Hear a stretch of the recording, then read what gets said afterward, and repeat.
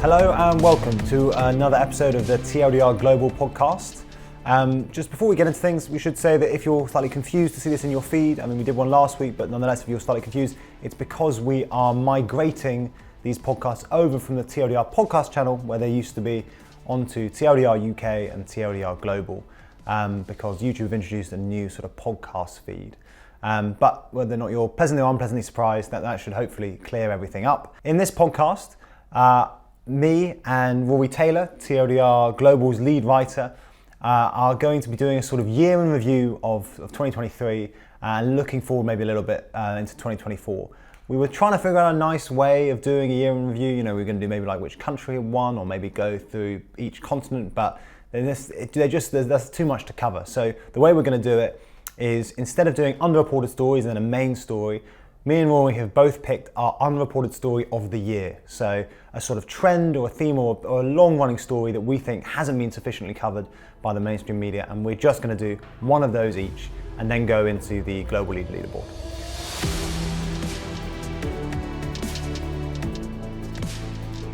So with all that being said, Rory, what is your unreported story of the year?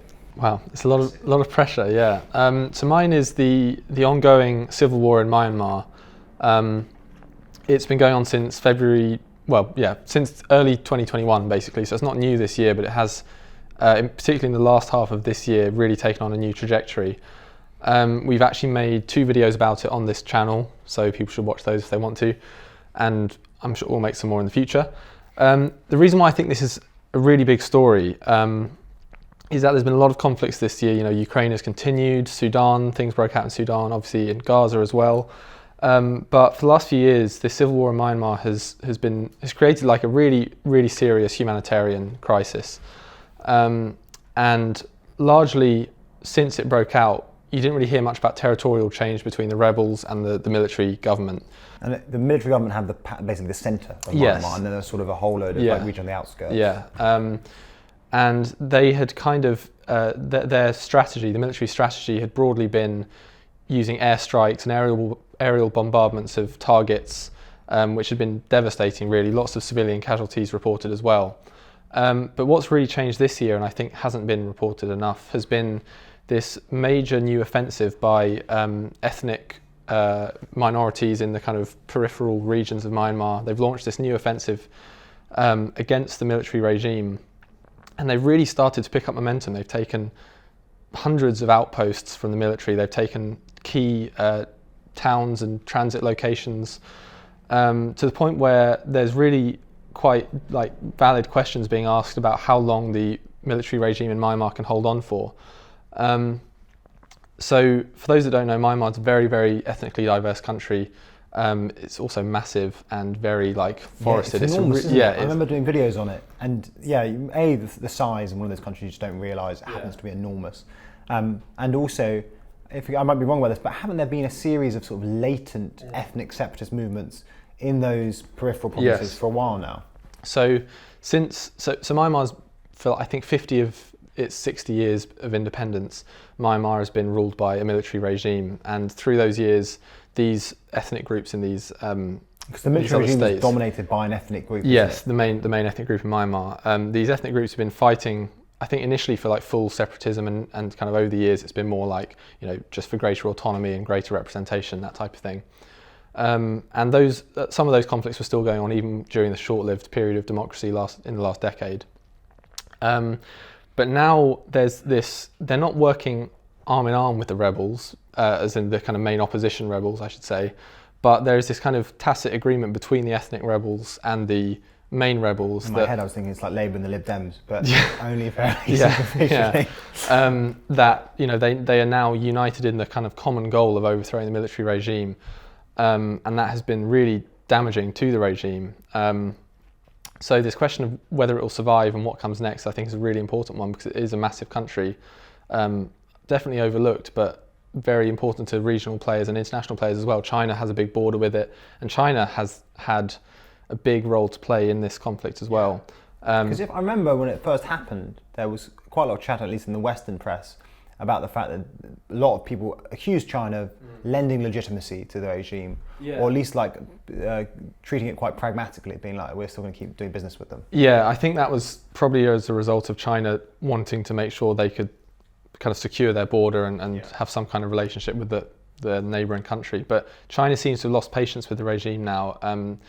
There's been this big kind of separate underreported story of this phenomenon of online like cyber scam centres popping up all over Southeast Asia, and they're these big compounds where people are trafficked to like be forced into carrying out online scams effectively. And China has been really trying to crack down on these, and they've been urging the military government in Myanmar to help them with that, largely to no avail. And now China has kind of lost patience and is potentially walking back on its support for the regime, and may look towards those rebel groups in the border regions to actually crack down on these scams. But would that involve like active support for like rebel militias? Yeah, I doubt it. It's not very on brand for China. Yeah, it's probably more like just stepping back and allowing things to happen rather than trying to prevent things from happening. So this big operation that was launched, it's called Operation 1027, was this new offensive against the military regime. There was kind of rumours that, well, effectively analysts said it couldn't have happened, and it couldn't have happened so effectively had the Chinese wanted to stop it happening. So they didn't necessarily help them with it, but the fact that it happened so successfully suggests that China at least tacitly approved of it. I think going into 2024, there's a real chance that the military government in Myanmar either collapses through military defeat, or there might be like an internal coup if parts of the military think this isn't going well. We need to change the leadership and try and come to some kind of agreement. I think those are kind of not impossible outcomes for next year. Yeah, I think I remember when this first kicked off, I remember the main impression I got from the press reports was just quite how like demoralised the army was, and how unpopular they were with the publics and the bits of territory that they controlled. I remember there's a story about them trying to stop general strikes because people were just like, we're just not going to work under you guys. I guess one thing with this is, in a sense, it's a good news story, isn't it? I mean, we all like a military junta being overthrown. That's great.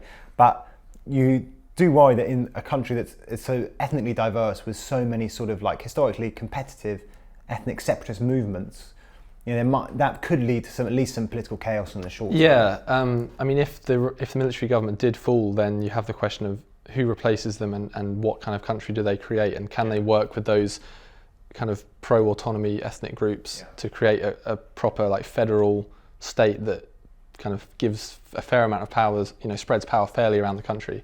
And the main opposition say they want to do that, and that's obviously a good thing, but whether they actually can achieve that is another question, because historically they haven't been able to achieve that. It feels like a trite point to make, but I think quite a lot of this weirdly interacts with the global economy in sort of slightly uncomfortable ways, in that often those efforts to form a multi-ethnic federal state, Ethiopia is like the sort of archetypal example there, they only really work well when the economy is booming, because you can sort of you can use that to paper over the sort of cracks in the ideological cracks, as it were. And in that respect, you'd hope that basically macroeconomic conditions, especially in that region, improve going into 2024, because it's been pretty difficult so far. You happy with that? That was, as I always say, that was a really good underreported So story. I think definitely underreported this year, and also one to watch going through 2024 as well. I guess part of it is just competing with a lot of other conflicts for airtime. Yeah. Right? It's there's quite a lot going on. People haven't noticed. Yeah. What's yours then? Mine is my underreported story is less like specific than yours, and it is just that how well the US is doing. Okay. And I think I talked about this last year, but there was just such a gap, to my mind at least, between like commentary and reality when it comes to like America. And if you look at the commentary about America, if you just glance at the front page, you think it's doing terribly. Like you've got Biden, deeply unpopular, partisanship at an all-time high. Foreign policy looks chaotic. I mean, you've got deadlock over Ukraine, you've got impotence over Israel, you've got continued tensions with China, sanctions being relatively ineffective on China, especially like chip sanctions. And I get that, and I take all that. But I think if you just like step back a little bit, then America is, or compare it to other countries, America is having a really great time. I mean, the most obvious one is just when it comes to the economy. Like we're in Europe at the moment, yeah, or the UK and within Europe, and the European economy is still struggling with the aftershocks of not just like Putin's invasion of Ukraine, but the associated disruption to energy supplies. And if you look at most national forecasting institutions, they will tell you that countries like the UK, France, Germany can expect to grow maybe 0.8% this year, maybe 1.5% next year, and that's an optimistic prediction for the UK. The UK's trend growth, I think, according to the ONS or the OBR, is at best 1.5% year on year for the next sort of 10, 20 years, and at worst something like 0.5%. And in lots of European countries, inflation is still relatively high. It's come down more than people expected in the UK. It's down to like 3.9%. I think that was that data out today. But that's still above the Bank of England's stated target of 2%, and this is only a relatively recent phenomenon. In the US, annualized growth from the third quarter is about 5%. Wild, that's just those numbers that we can only dream of. Energy prices are, especially when you compare to European prices, just ridiculously low. Wage growth has been stronger. The inflation came down to basically 3% quite a few months ago, 6 months ago, 5-6 months ago, something like that, and it's stayed relatively low since. And the dollar is still really strong. The dollar still, they can still run these enormous surpluses. I mean, the US is predicted to run a government budget deficit of something like 7% in the coming years.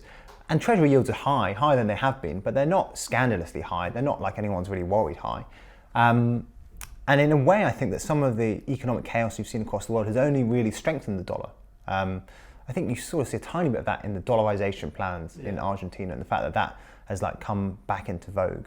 Although I'd beware of inferring too much from that, but it's obviously to do with Argentina's specific domestic issues. But my point generally is that the American economy is doing way better than the European economy. Do you think that, you mentioned Biden's unpopularity, do you think that his unpopularity suggests that despite those good economic numbers, that those gains aren't going to the people who, well, I'm going to say the people who matter, I mean working people? So I think two things are simultaneously true. One is that the American public is just unfairly pessimistic about the American economy. You can ask them specific questions where there are true and false answers about the state of the American economy and the state of price increases in certain stuff, and they'll just get them wrong. They'll just say things are worse than they actually are. Another thing worth saying is I think they can be too pessimistic in that there's this sort of psychological phenomenon which we talked about in the podcast before, whereby when inflation is high and wage growth is also high, people generally tend to blame the government for price increases and then take credit for wage increases, even though the two things are linked. You're far more likely to get a wage increase in times of high inflation for quite a lot of reasons than you are in terms of low inflation. And that means that even if your real wages are up, even if you've got a wage increase above inflation, you're still often grumpy with the government because you see the price of stuff going up and you're like, well, my wage increase hasn't really worked because of these bloody Biden egg prices or whatever it is. But there is also something I think that is sort of nonetheless, there is a legitimacy to the median American pessimism about the American economy. And that just stems from the fact that that with higher inflation, I don't think it's Biden's fault, with higher inflation just does come a degree of uncertainty. And you can just see this, and this is just what happens when you get high inflation. You get high inflation, you get more rapid changes in interest rates, you get strain showing in parts of the financial system. And that comes with a whole load of economic anxiety and uncertainty, which people don't really like for obvious reasons. So I think there's two things there. There's a sense in which Americans are just wrong about how the American economy is doing, but there's also a legitimate criticism to be made, or a legitimate anxiety to be had about the American economy. I read, it's going to annoy me because I can't remember the name of the person who wrote it, but it was looking at reasons, kind of trying to explain what you said. So reasons why people are anxious or pessimistic about the economy despite the kind of headline numbers. And this, I think it might have been a Washington Post journalist, but they put forward the idea that during the pandemic, the US had effectively created a welfare system that was a lot stronger than it had ever had. And people, so with the child tax credit, for example, and I know there was a one-off stimulus package. And the child tax credit, for example, was, you can measure it, and it was remarkable in cutting child poverty, but they let it expire. And the stimulus package, the stimulus check was a one-off. You kind of raised people's expectations for what the government can and should do, and then took it away, and that part of that explains why they might feel something true is probably underserved. Similar in the UK. Something true is also it's true of the UK. Something similar is also true of the UK in that, like, I think after COVID and the experience of all of the support packages, then you remember like the idea Theresa May used to mock Jeremy Corbyn and say there's no magic money tree, and imagine trying to use that line now. It'd be like, well, there was a magic money tree and you used it during COVID. So I think there are people who are better educated than me on this whole like the distance between perception and reality when it comes to the American economy, and the fact that Americans are generally pretty critical of Biden's handling the economy, even though I think, especially given the international context, he's handled it pretty well objectively. But there are people better educated than me. The main point I want to make is I just think it's worth comparing the American economy to peer economies. You know, compare it to Europe. That's the place to compare it to. I mean, the only economy that could historically maybe like compete with the US, but even like GDP per capita, was Germany. I mean, there are smaller countries that could, but like they're very specific circumstances. You know, like Norway can because it's got loads of oil and stuff, but that's not really the same. You know, the only like large Western European economy that looks similar in terms of its sort of makeup to the US and could compete in terms of wealth used to be Germany, but they've fallen off. Yeah, completely. Germany's having its constant economic woes at the moment. We're doing, the French and the UK have quite similar economic profiles, but both France and the UK can only really expect, analyze GDP growth of a couple of % going forward. Like, we're all looking at what we'd commonly describe as like stagnation, and the Americans just aren't. And I think that's worth comparing. And then I also think that leads me to my second point, which is that when it comes to foreign policy, yes, at first glance, it looks like America's having a terrible time. But I think if you just sort of step back a little bit, America's actually doing better in foreign policy than you probably think. I think you can split America's foreign policy theatres into three. I think you have China, or like Asia Pacific, let's say. You have Russia/Ukraine, and then you have the Middle East. So China, I think, is interesting. That there are a couple of things that have really changed from last year. I mean, the main one is just the rhetoric has toned down so significantly. Yeah. You think about the end of last year, you had Nancy Pelosi going to Taiwan, you had the PLA performing really quite advanced drills around Taiwan afterwards, and you had some pretty furious rhetoric coming out of not just from Xi Jinping, but also from like officials in his administration. There is like a soft détente that has sort of occurred since. You had the first meeting between Biden and Xi, there were some odd clips coming out of that. The one we were talking about is Carl. Yeah, and he's going to send some pandas home to San Francisco. And there are still trade tensions, but I don't think you've had the rapid escalation of like trade-related sanctions that we saw last year. I think on the trade sanctions, America hasn't been as effective as it probably would have hoped to. But I think the main thing with the China problem is that there are sort of two ways of seeing the US-China rivalry. One is sort of like geostrategic. One is about like can China take Taiwan? Can the US deter Taiwan? Who can maintain hegemony in certain critical like materials and technologies? And the other is economic. And the other is that one of the big anxieties, probably the anxiety that precedes the geostrategic anxiety in the American political class, was not that China was going to like win a war with America. It was that the Chinese economy was going to be bigger. Yeah. There's real anxiety back in like 2016 when, in terms of purchasing power parity, China overtook the US, and everyone was like, oh God, this is getting scary. We're no longer the biggest economy. And the reason that anxiety precedes the geostrategic anxiety, and probably is just more important, like the question of who has the big economy is probably the most important question, is just because like whether or not you can fund like your big military, and whether or not you can fund the protectionism to develop your own like homegrown strategically significant industries like chips, whether or not you can afford to basically create your own little chip factories, just depends in the first place on the economy. And the Chinese economy has had a really tough year. It's had a really tough couple of years, and the American economy hasn't. And in that respect, I think it's possible, it depends how you read the figures, that this will be the first year in quite a long time that in percentage growth terms, US GDP will increase by more than Chinese GDP.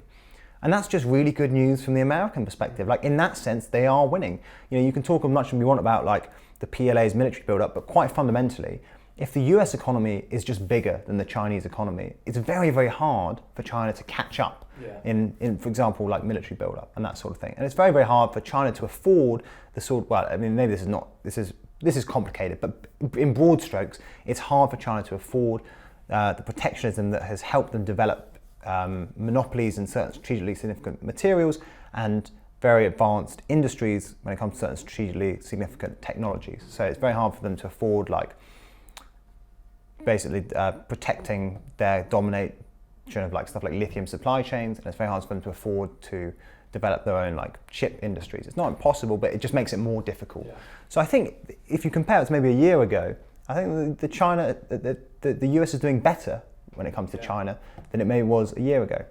The Middle East, again, at first glance, complete failure from the US. Like Biden, despite having quite a testy personal relationship with Netanyahu, has basically tried to support Israel unequivocally, and then maybe use that trust to convince Israel to tone things down. I mean, there have been lots of reports that privately Biden has been counselling Netanyahu to slow things down a little bit.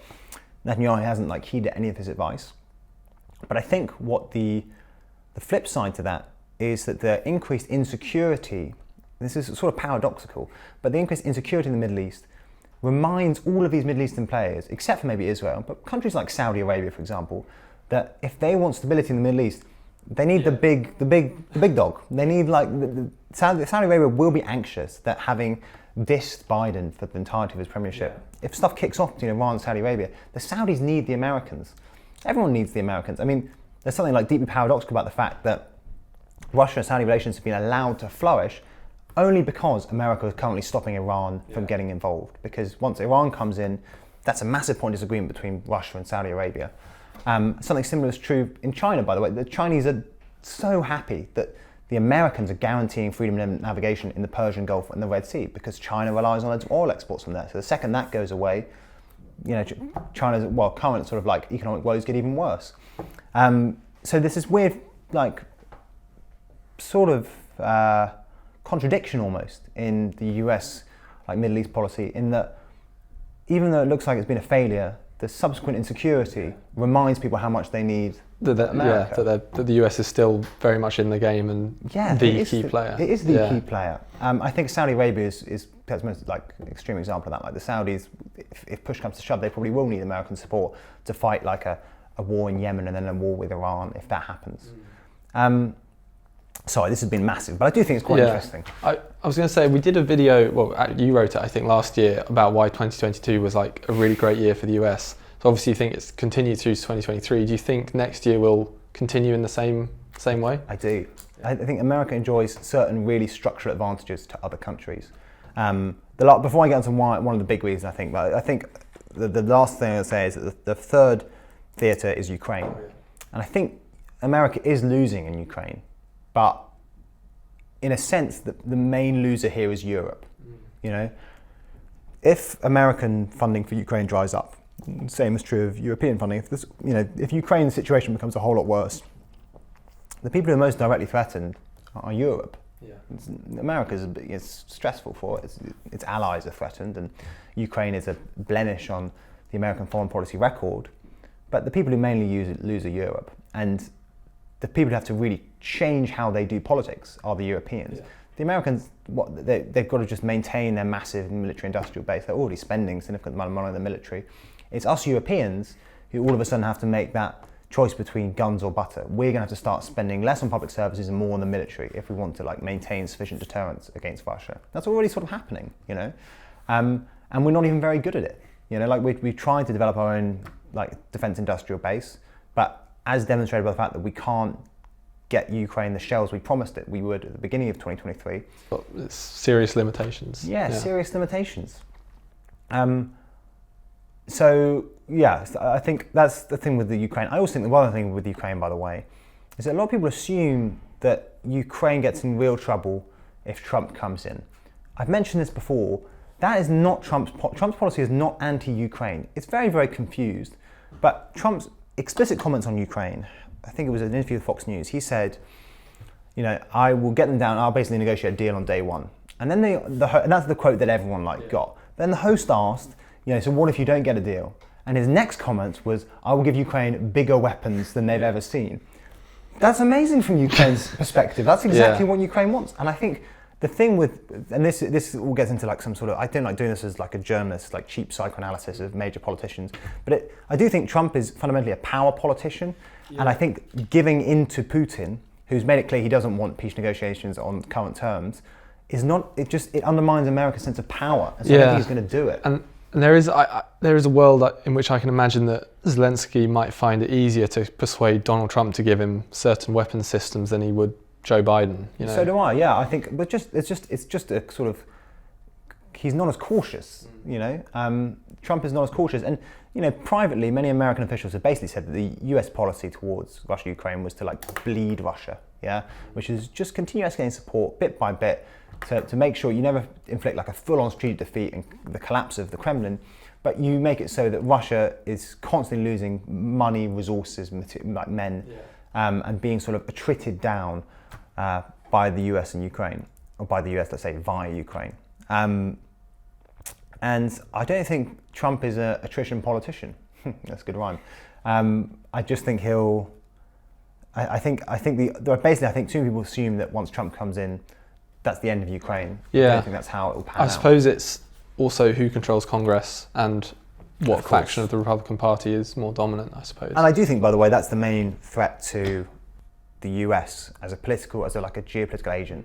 It's actually internal. Yeah. It's just that the notion of losers' consent in America is really strained. Yeah. And I think if the Republicans especially lose another election narrowly, especially given quite how many Republicans still believe that 2022 was stolen, 2020 was stolen, yeah. Then I think you do have there's a real risk of internal discord. Yeah. But yeah, so I think that the Ukraine thing. I also think, by the way, if Biden gets re-elected in Ukraine, all of a sudden things look very, very different. You know, then sure, Ukraine is it's undeniable to say it's running out of like men and certain resources, but then Putin all of a sudden is looking another 4 years of what should be quite steady support for Ukraine, especially as you mentioned, if Biden also wins majorities in the Senate and the House, and then that completely changes strategic calculus from Putin's perspective. Then I think he is incentivized to do a deal because, like, can he afford, another 4 years of spending an obscene amount of like state the state budget on military and security stuff? Yeah, and he's already running the economy quite hot. Russian inflation I think is about like 7% at the moment, and the Russian central bank is warning that it's going a bit crazy. But anyway, sorry, this is enormous. But then again, America is just it sort of is the world. Yeah. So like you have to do all of it. On the what do I think? Like, will America keep doing well? Yeah, I think there are two sort of things that I think structurally advantage America going into not just 2024, but like let's say like the however many years, the next decade or so. The first is basically the dollar and America's fiscal position. Basically, the fact that the dollar is the world's reserve currency and America can borrow loads of money, it just has enormous amounts of fiscal firepower, means that it's really well set up for a world of protectionism, which is sort of what we're entering into. I mean, like, basically European governments across the world are rediscovering the language of like industrial strategy or sort of onshoring or friendshoring or that sort of thing. And like, you can use whatever euphemism you want, but like fundamentally what that is about is it's protectionism. It's like it's defending your domestic industries. And we're all trying to do that. Everyone is speaking the language of Green New Deal. Everyone on the European left and in the White House, the Democrats, are talking about this Green New Deal. And as I mentioned before on the podcast, no one can do the Green New Deal like America. Yeah. America has the fiscal firepower. It has a pre-existing industrial base, unlike other countries, a massive domestic market, which should give it enough like sort of consumer demand to keep it going. And you can see this most obviously with the IRA, the Inflation Reduction Act. And it really, really upset the Europeans, especially Macron. It was like, well, come on, guys, I thought we were supposed to be allies. Yeah. And you guys just did the Green New Deal without telling any of us. And now what do we do? It's kind of awkward for, using like Keir Starmer as an example, but for other politicians in the EU, when they say they want to emulate things like the Inflation Reduction Act. Yeah. But, they have that idea, but then they can't back it up with the financial support that those kind of things need. Yeah, these things are just not universalizable. You can't all do the same Green New Deal. You have to do different Green New Deals. There's just not sufficient global demand if you all start building the same wind turbines. If everyone onshores their wind turbine industry, we're going to end up with too many wind turbines. It's not complicated. But yeah, so I think that's one of them. I also think it's energy. And this is something, by the way, if you're people are interested, Helen Thompson from Cambridge writes stuff about this the whole time. It's amazing. She wrote a book called Disorder, I recommend everyone reading. But America has just structural advantages when it comes to energy, which have just become so apparent this year. It's quite astonishing. So I think first is the IRA, the fact that America can do reshoring. It can move like its sort of solar and wind power industries back onshore. But to make that energy transition, one of the paradoxes of the energy transition is that to do all that industrial stuff, you need a lot of oil in the first place. You need a lot of hydrocarbons to build all that stuff in the first place. And the only country with domestic access to that sort of amount of oil and gas is America. And unlike basically every other country, by the way, America has both oil and gas, which it's just wild. And I think probably the most like brutal expression of American energy power at the moment. The Americans want lower oil prices. They want lower oil prices because domestic reasons. They want to keep Biden wants to stay popular. There's a very strong correlation between low oil prices and high presidential approval ratings. They want it because high oil prices are good for Putin and Russia, and they're also good for Iran. Every other big player in the oil market wants the opposite. They want structurally high oil prices. MBS wants high oil prices to fund Vision 2030. Putin obviously wants high oil prices to afford his war in Ukraine. And they're doing all they can. They're coordinating production cuts via OPEC+. And yet, the price of oil, despite the fact that there is disruption in the Red Sea, is below $80 a barrel, which in real terms is not high. It really is not high. And that's just because the Americans are producing tons of oil.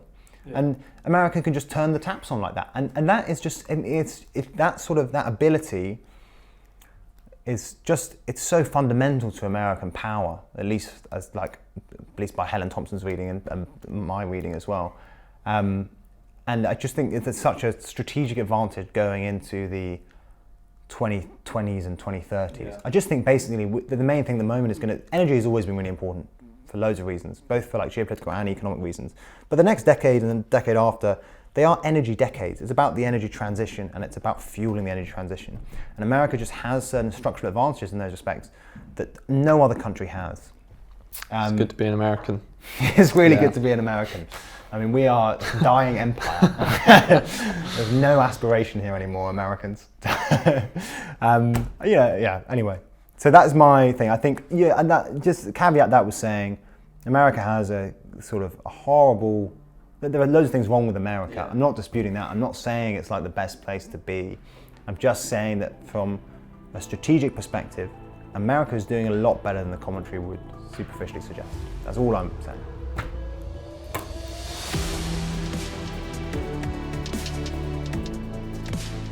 Okay, apologies for the world's longest unreported story section. We are now on to what's sometimes known as the fun bit of the podcast, the Global Leader Leaderboard, where we basically say who's had a good time since we last did the podcast, which was only 2 days ago, and we move them up or down. So shall we start? Why don't you do both, because I'm going to walk over and do it. So tell me, why don't you start with who's gone down? So this is, there's a lot of pressure here because this will be what the board looks like to end 2023. So we're going down first. Yeah, go on. Okay, so I'm going to move down Emmanuel Macron, having moved him up 2 days ago. So my logic here might take a bit of explaining. So he just managed to get his immigration law through the National Assembly, which on the face of it is a success because it was kind of hard fought for and he managed to do it. But it came at quite a big political cost and kind of created or exposed these fractures in his alliance effectively, because it got this bill which effectively toughens up immigration law quite dramatically. It initially got rejected by the National Assembly because by the left saying it was not saying it was too harsh, by the right saying it was not harsh enough.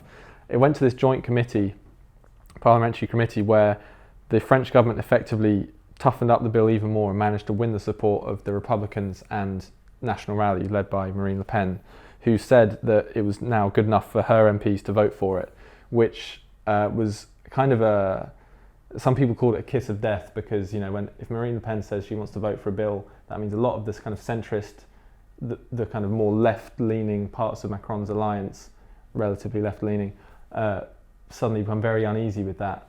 Marine Le Pen said these amendments were an ideological victory for her, which kind of rubs things in even more. So it eventually passed thanks to those changes, but it was the biggest rebellion by members of Macron's own coalition. I think 29 or so voted against it, and also at least one minister has resigned, and there's reports that others are threatening to resign. It's just exposed these real divisions in his camp that he's going to have to deal with for the next 3 or 4 years now, because he doesn't have a parliamentary majority. He's going to need the support of other parties, and it's also further cemented Marine Le Pen's kind of status as a political actor. She managed to get these concessions and effectively got this law passed thanks to her support. And there's recent polling that suggests that her party, National Rally, are being considered less as a party of opposition and more of a party capable of governing, which is all bad news for Macron. So for that reason, he's going down, I'm afraid. I just realised how much my head is cut off in the video. Okay, that's very good. It's actually quite a deep analysis. I would have superficially put him up, judging by the headlines. I mean, he got it passed in the end, but fair enough. So who is going up then?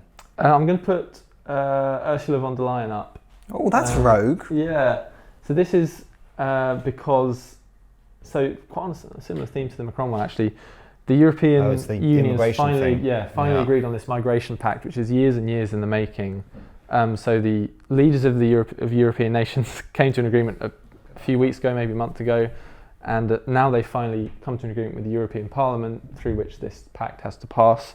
So that is a big success. Obviously not just her, but as the kind of representative of the European Union on that board, I'm giving that. Yeah, I think that's fair. W to her. My one for going down, I think we started on down, didn't we? Or did we start on up? Yeah, down, is Mohammed bin Salman. And he's going down for a couple of reasons. One, as I mentioned a second ago, oil prices are still just nowhere near as high as we want them, despite the fact that we've now got a crisis in the Red Sea and the Bab al-Mandab Strait. Second is the developments in Yemen have really undermined the peace negotiations that have been ongoing. There's been a ceasefire since April 2022, and it really looked like there was going to be peace at some point soon. And that no longer looks possible. And the last reason is that the last reason is basically the risk of war with Iran, and that would obviously be catastrophic for the Saudis. I think it's very unlikely to happen. I really do. I think the Iranians have been conspicuously dovish so far, but there's nonetheless an increasing chance, even if it's not high in absolute terms, there's an increasing chance of war, especially given what's happening in Yemen. And that will force the Saudis back to the Americans, which would be politically embarrassing. It would also just be catastrophic for Saudi Arabia's economic prospects and its hopes of normalization in the Middle East, which have already been slightly scuppered by the Gaza crisis. My person going up, I'm tempted to put him up Macron, but I'm not going to. I'm going to put up Keir Starmer. To the very top. I know, it's the really great reflection of my political ideology. Starmer and Putin at the very, very top. I don't know what that says. But anyway, the reason I'm putting him up is I think that one of his big difficulties in not necessarily electorally, but when it comes to party management, has been Gaza, and the fact that Starmer has so far, presumably in part because he wants to distance himself from Jeremy Corbyn, been pretty pro-Israel when it comes to Starmer. And the fact that the government has now started calling for what it describes as a sustainable ceasefire, which is worth just mentioning is not an immediate ceasefire. It's a sort of ceasefire that would actually be constructive to a wider Gaza-Israel peace, means he now has the political space to call for a ceasefire himself. And that makes life very easy for him. He can just mirror the government. And I think that's going to be good for him. And also he's still doing pretty well. He's still at the top he's still 20 points ahead. Yeah. So I think that is everything. Thank you very much for listening to yet another episode of the TLDR podcast. I hope you enjoyed it. And we will see you again, not next week, but probably in 2024. So Happy New Year and Merry Christmas. And thank you for watching.